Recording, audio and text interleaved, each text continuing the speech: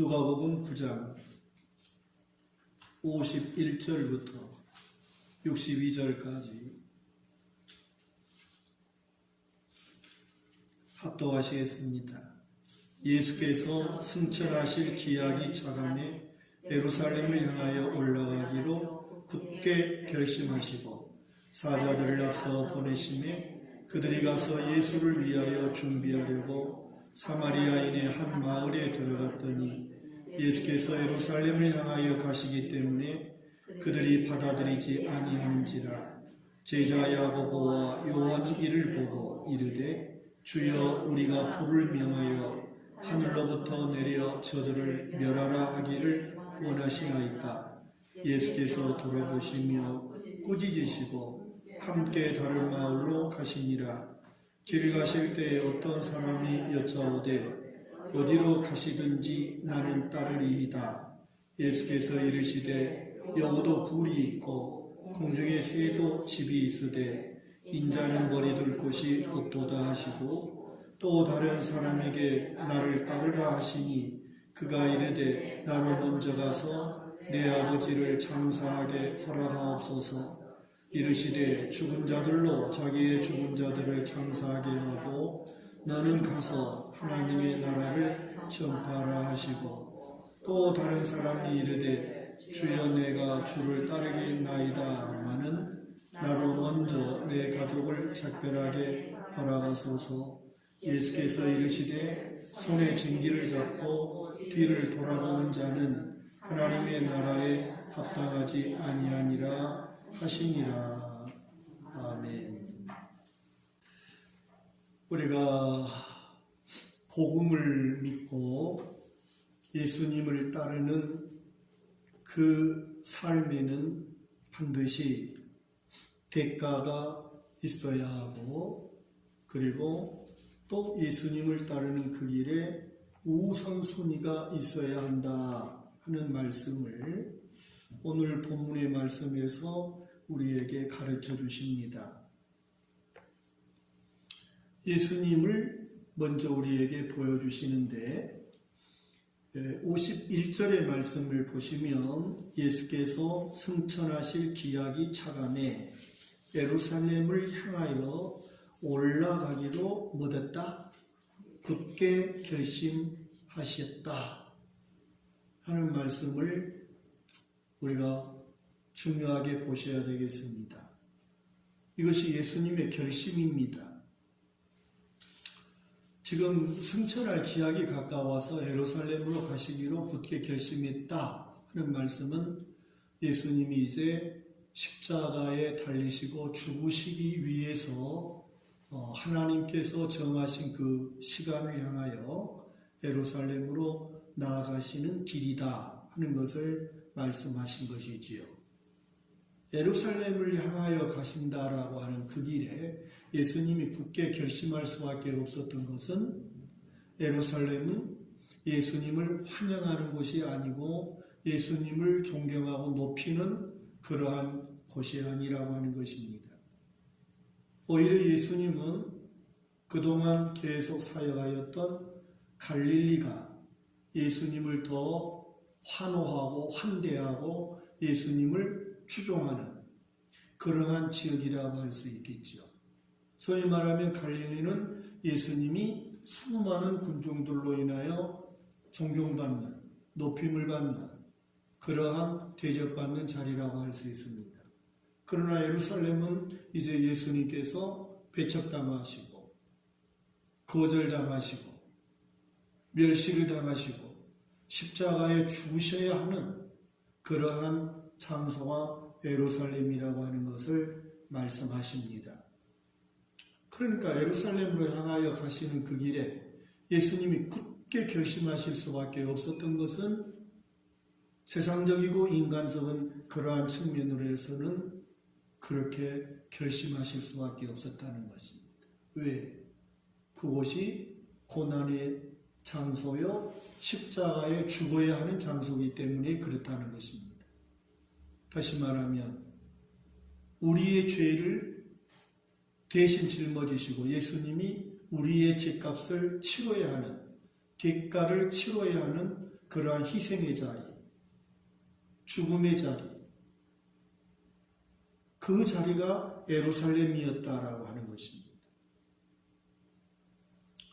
그래서 예수님께서는 이와 같이 하나님이 원하시는 뜻에 순종하시기 위해서 굳게 결심하실 수밖에 없었다라 하는 그러한 말씀입니다.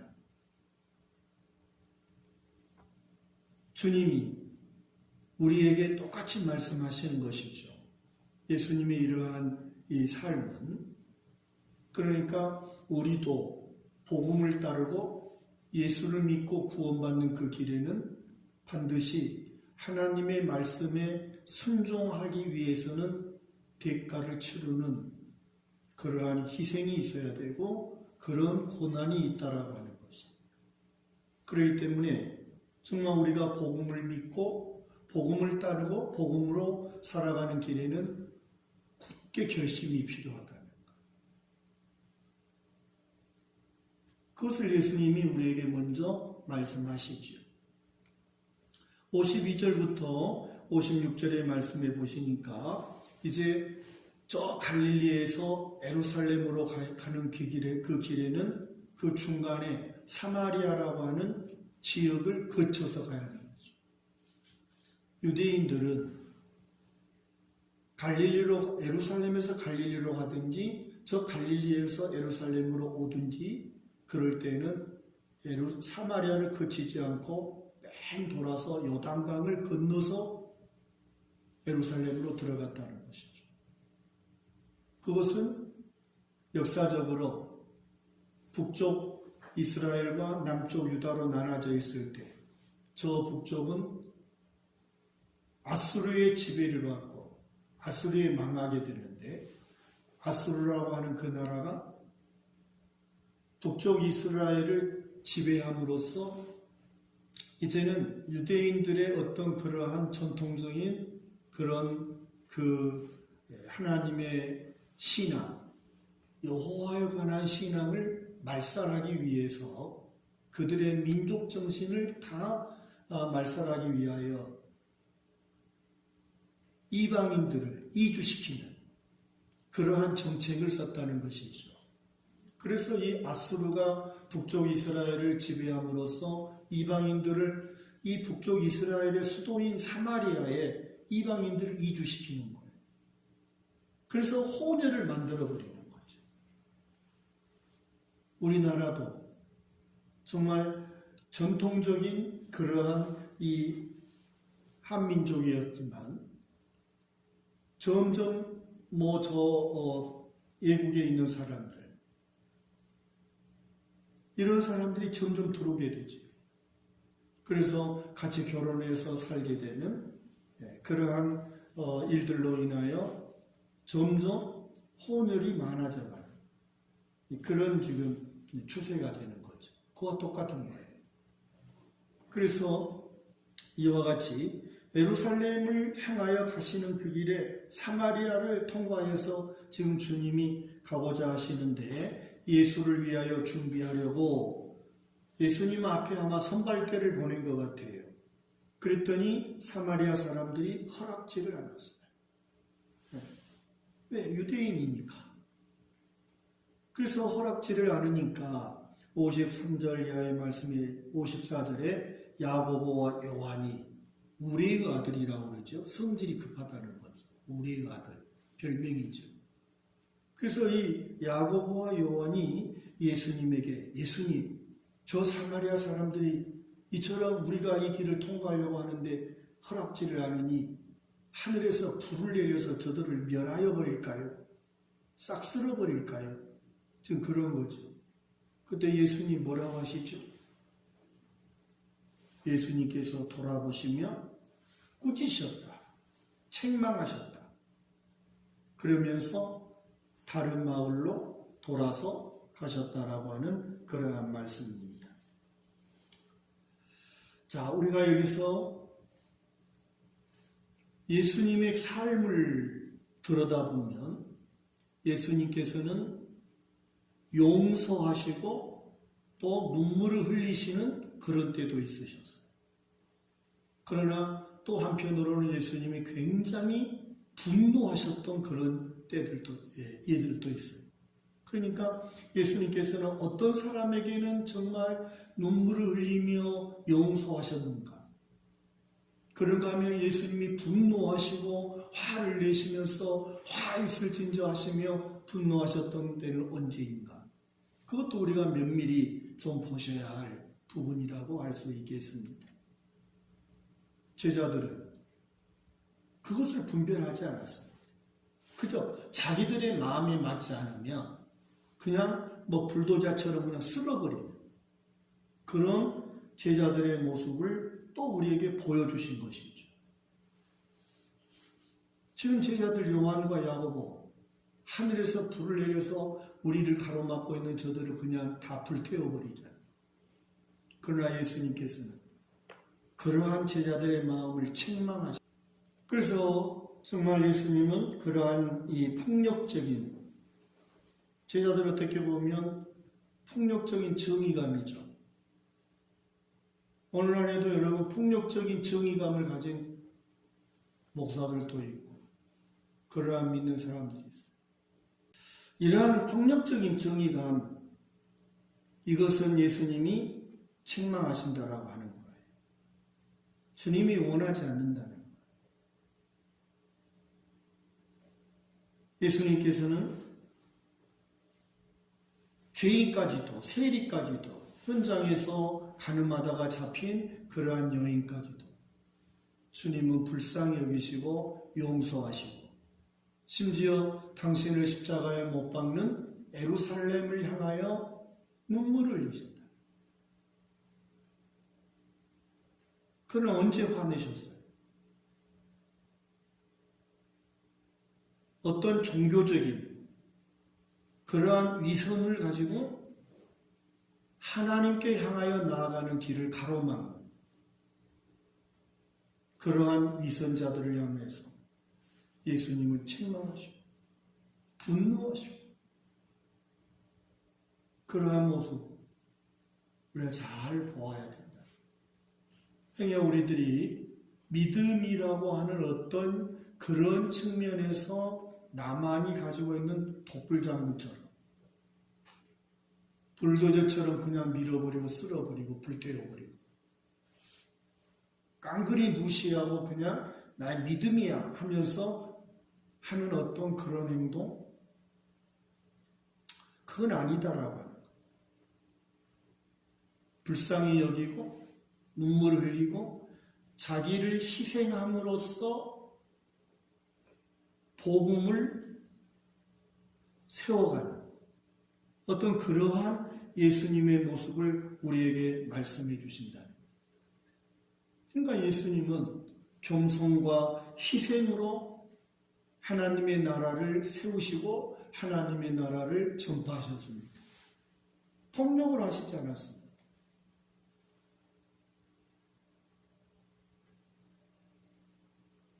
주님께서는 희생하시더라도 십자가에 죽으실지라도 하나님께서 이루시고자 하시는 구원의 역사를 위해서 굳게 결심하시면서 자기를 희생하여 예루살렘으로 향하여 나아가시는 그러한 예수님을 오늘 우리에게 보여주시고 있다.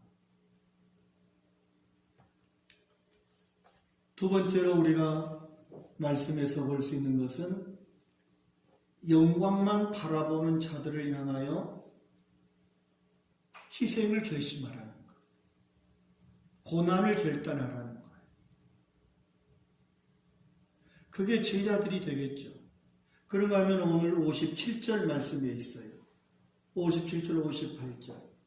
주님이 길을 가실 때 어떤 사람이 예수님께 나아가서 예수님이 어디로 가시든지 나는 따르겠습니다.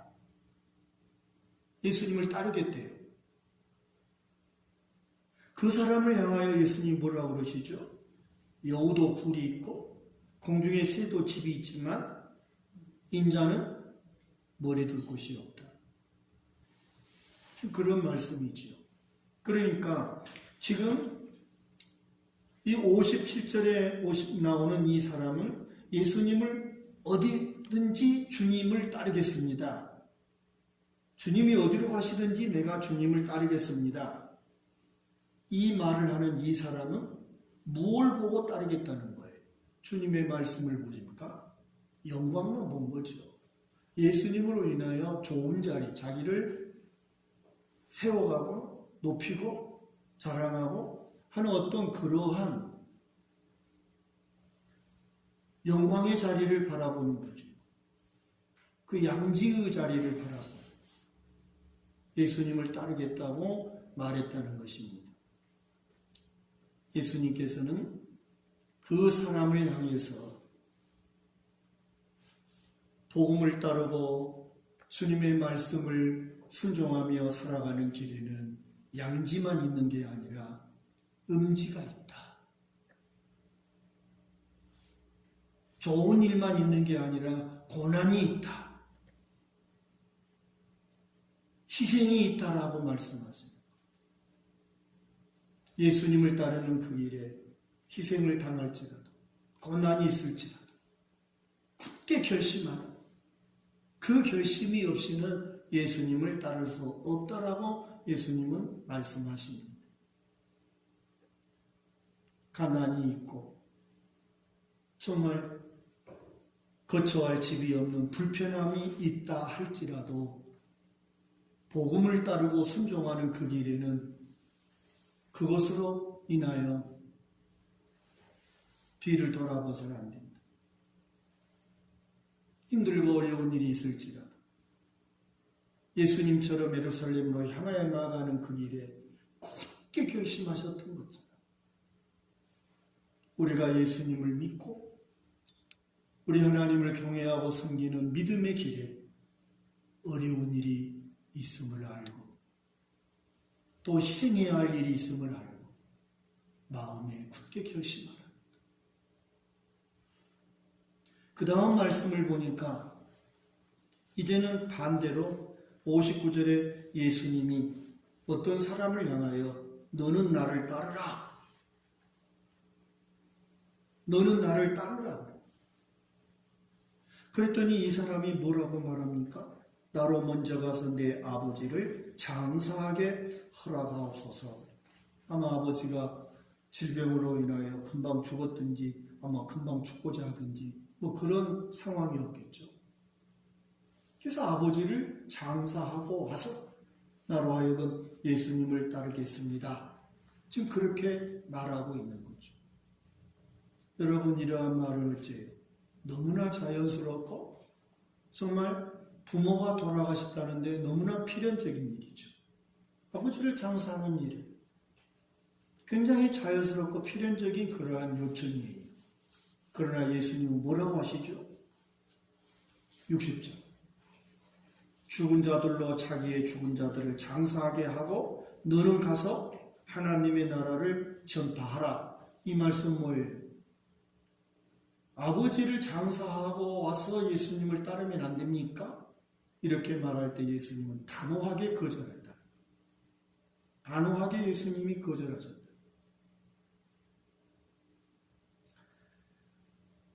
그 다음에 또 다른 사람이 61절에 나옵니다. 또 다른 사람에게 이르되 사람이 말하되 주여 내가 주를 따르겠나이다. 내가 예수님을 따르고 싶습니다마는 나로 먼저 가족과 작별 인사를 하고 예수님을 따르도록 허락해 주십시오. 아마 이 사람도 예수님께로부터 나를 따르라고 그런 요청을 받은 것 같아요. 그래서 마음으로는 내가 예수님을 따르고 싶습니다. 그러나 아직 내가 가족들과 작별 인사를 하지 못했으니 작별 인사를 하고 와서 예수님을 따르겠습니다. 그런 거예요. 그때 예수님께서 하시는 말씀, 손에 쟁기를 잡고 뒤를 돌아보는 자는 하나님의 나라에 합당하지 않다라고 주님께서 단호하게 또 거절하십니다. 뭘 말해줍니까? 첫 번째 사람과 두 번째, 세 번째 사람. 두 번째, 세 번째 사람은 같은 맥락의 말씀이에요. 같은 의미의 말씀이죠. 자, 여기서 우리가 중요한 우리의 삶을 각자가 상황이 있어요. 그 상황 윤리라고 하는 게 있는데 참 이게 판단하기 힘들어요. 오늘 이 두 번째, 세 번째 사람은 똑같은 의미의 말씀인데 예수님의 대답은 예수님을 따르는 순종의 삶은 어떠한 것으로도 핑계 댈 수 없다 하는 거예요. 핑계할 수 없다. 때로는 가족의 도리를 하고 또 가족과의 어떤 정까지도 외면해야 할 굳은 결심이 필요하다라고 하는 그런 말씀이죠. 그렇다고 해서 여기서 예수님이 가족과 이렇게 이별하고 살아라, 가족을 그냥 무시하고 살아라, 예수 믿어라 이런 말씀이 아니에요. 주님은, 우리 하나님은 가족을 잘 섬기고 식구들과 화목하게 지내라고 말씀하십니다. 그러나 그것 때문에 예수님을 등지는 것은 안 된다는 것이죠. 가족과 화목하고 가족과 정말 평안하게 잘 지내야 되지만 그것 때문에 주님을 등지는 일이 있어서는 안 된다. 지금 그러한 말씀이에요.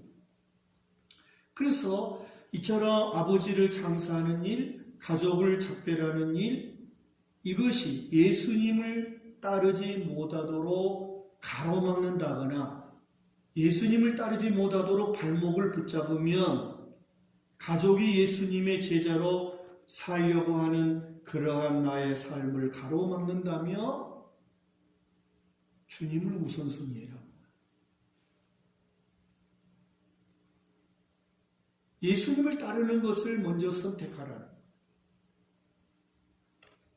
그래서 우리가 이 두 번째, 세 번째의 사람에게 예수님이 하신 말씀은 세상 일이 예수님을 따르지 못하게 가로막을 때, 발목을 붙잡을 때, 세상 것이 예수님의 제자로 살려고 하는 나를 막아설 때, 그때를 말하는 것이지.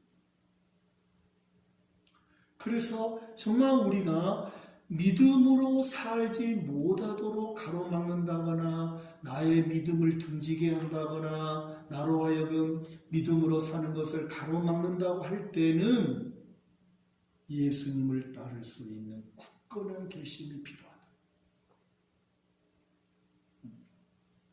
그러한 말씀. 그래서 오늘 이 9장 51절부터 62절에서 우리가 꼭 기억해야 할 것은 두 가지죠. 그 하나는 주님을 따를 때 겸손함과 희생을 결단해라. 예수님을 따르는 길에는 이러한 희생이 있다. 고난이 있다. 어려운 그러한 십자가의 길이다. 그렇지만 끝까지 믿음으로 살고자 하는 그러한 굳건한 결심이 우리에게 꼭 있어야 된다는 것이고, 또 하나는 믿음으로 살아가는 길에 절대로 세상 것 때문에 뒤를 돌아보지 않도록 결심하라는 거예요. 그게 두 가지죠. 그래서 우리가 겸손히 정말 나를 희생해서라도 주님의 길을 걸어가고자 하는 굳건한 결심이 필요하고, 세상의 그 어떠한 것도 내가 믿음으로 가는 그 길을 가로막고 유혹하는다면 그것을 뿌리치고라도 믿음으로 살겠다고, 주님을 우선으로 선택하겠다고, 그런 굳건한 결심이 우리에게 반드시 있어야 된다는 것. 이것이 우리의 일생 동안에 항상 겸하여 오는 그런 우리의 삶.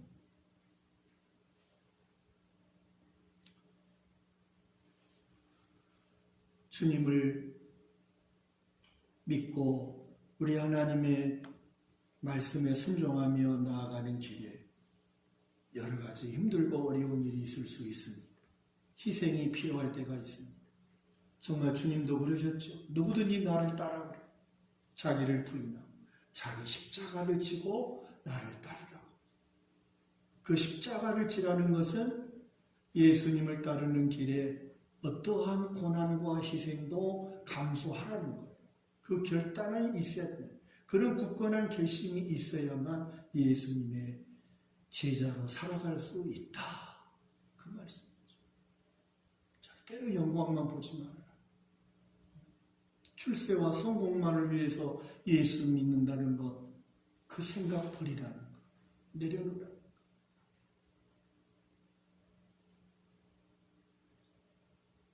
어떠한 세상의 부귀영화가 우리에게 주어진다 할지라도 그것이 우리의 믿음을 가로막는다. 믿음으로 사는 것을 가로막는다 할 때 우리는 그것을 잃어버린다 할지라도 예수님을 선택한, 믿음을 선택한 그러한 굳건한 결단이 우리에게 있어야만 우리의 생명 다할 때까지 우리는 예수님의 제자로 살 수 있고 하나님의 거룩한 구원받은 백성으로 바르게 온전하게 살아갈 수 있다 하는 것을 저와 여러분 마음에 꼭 간직하고 우리 주님을 바르게 믿는 그러한 믿음의 삶을 살아갈 수 있기를 주님의 이름으로 축원합니다. 461장입니다.